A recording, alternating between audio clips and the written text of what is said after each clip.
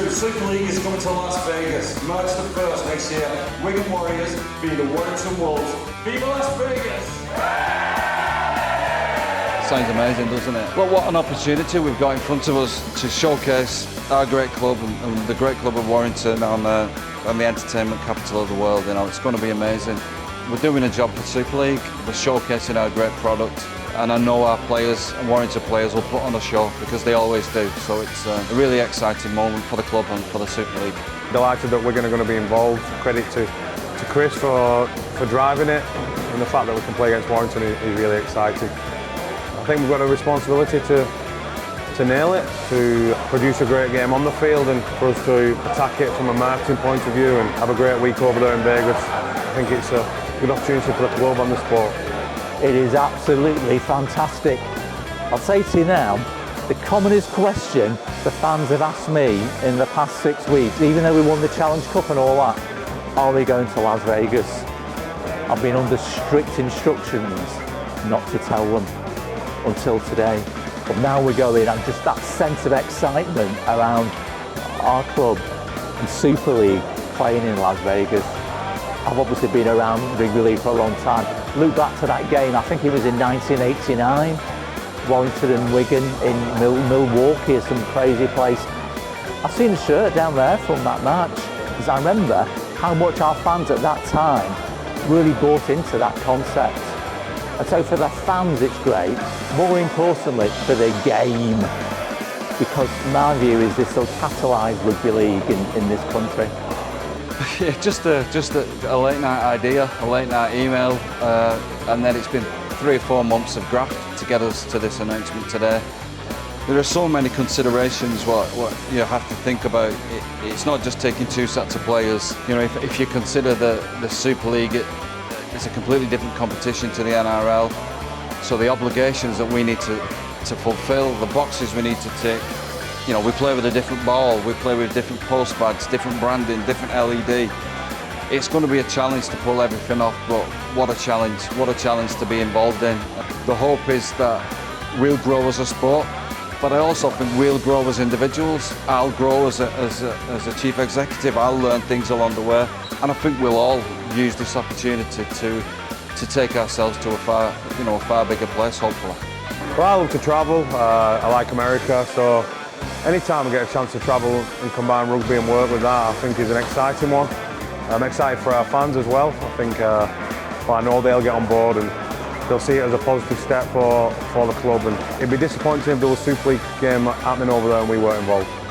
You know, we came up with this idea. It feels a bit American, it feels a bit Vegasy, but the turnout, the media presence, the fans, it's probably surpassed our expectations. It's felt like a really big event. The number of cameras are here has been insane. I think whoever came up with this deserves a lot of credit. Everyone's bought into it. Big numbers. It's been the best event that I've been promoting rugby league, and it feels like when you see the press conferences for the boxing matches or the UFC fights, there's so much going on, and so many press and media here in attendance. It's exactly the sort of event that we need.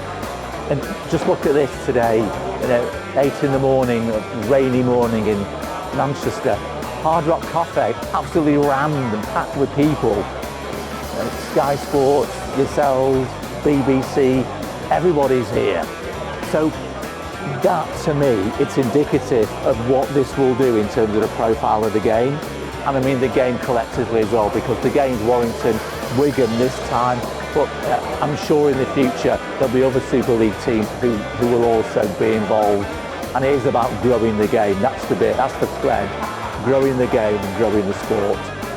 And we have to capitalise on this now. You know, certainly I've sensed that there's a great excitement in the room, but it doesn't mean nothing if you don't do anything with it. So we will.